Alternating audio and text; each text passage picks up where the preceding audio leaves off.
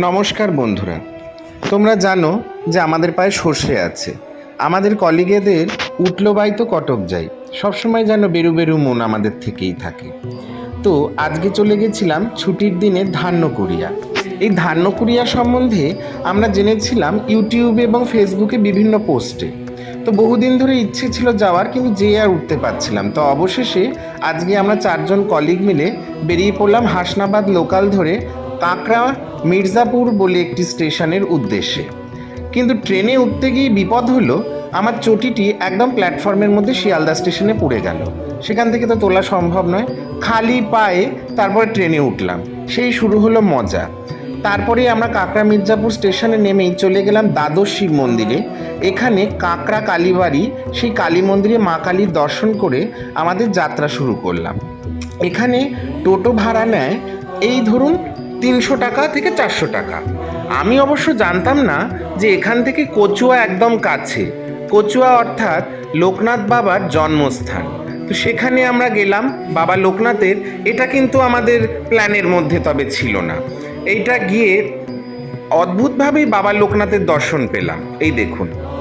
তারপরে আমরা চলে গেলাম সেই ধান্যকুড়িয়ার রাজবাড়ির উদ্দেশ্যে। এটি হলো গাইনদের বাগান বাড়ি, অপূর্ব স্থাপত্য। শোনা যায় এখানে গাইন নাকি একজন ছিলেন জমিদার, তিনি এখানে একটি বাগান বাড়ি করেছিলেন এবং পুরোটাই জার্মান স্টাইলে, এবং এখানে যে স্থাপত্যটা সম্পূর্ণই জার্মানি আর্কিটেকচার। এই দেখুন, প্রাণ মনোলয়ে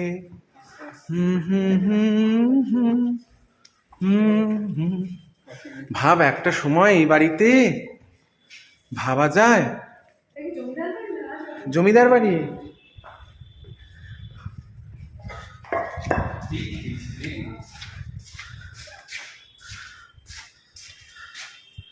আহা হা হা, অনাদরে অবহেলায় গান গেয়েছিলেন, মনে রেখো আমি যে গান গেয়েছিলেম, মনে রেখো আমি যে গান গেয়েছিলেম।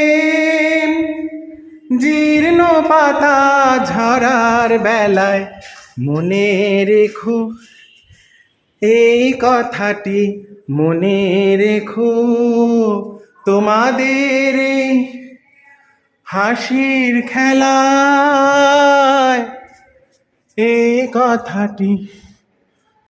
পুরনো বাড়ি, অনেক কালের ধনী গরিব হয়ে গেছে তাদেরই ওই বাড়ি। দিনে দিনে ওর উপরে দুঃসময়ের আঁচড় পড়ছে। দেয়াল থেকে বালি খসে পড়ে, ভাঙা মেঝে নখ দিয়ে খুঁড়ে চড়ুই পাখির ধুলোয় পাখা ঝাপড় দেয়।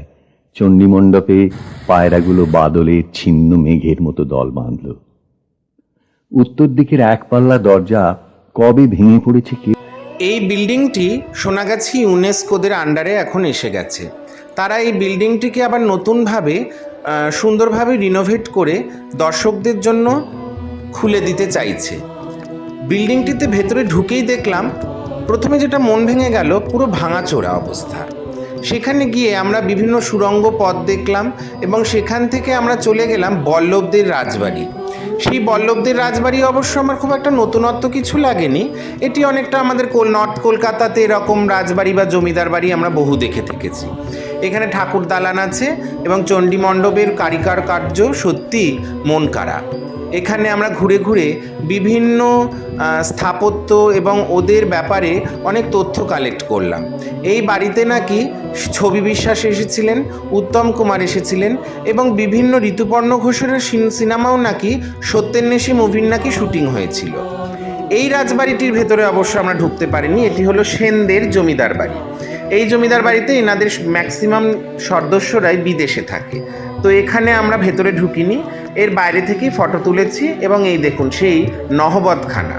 তারপরেই আমরা চলে গেলাম গাইনদের যে আদি যে বাড়ি, সেই বাড়ির উদ্দেশ্যে। গ্রামের মাঝখান দিয়ে যেতে কিন্তু সত্যিই ভাল লাগছিল। এই দেখুন সেই গাইনদের রাজবাড়ি। এখানেও কিন্তু ব্যোমকেশ বক্সী, আবির চ্যাটার্জি, পরমব্রতর বহু সিনেমার শুটিং হয়েছে এবং কাকতালীয়ভাবে মজার বিষয় হলো ঢোকার সময় দেখি একটি কাঁচের গাড়িতে ডেড বডি ঢুকছে। আমরা তো ভয় পেয়ে গেলাম, পরে শুনি না ওটা নাকি শুটিং।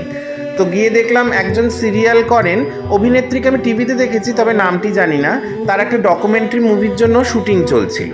তো এই বাড়ির ভেতরেও দেখলাম একটি জমিদার বাড়ির যেরকম চণ্ডীতলা সেটি রয়েছে। ওই দেখুন আমার যে সেই চটিটা পড়ে গেছিলো, শিয়ালদা স্টেশনে এসে সেটিকে আবার কুড়িয়ে নিলাম।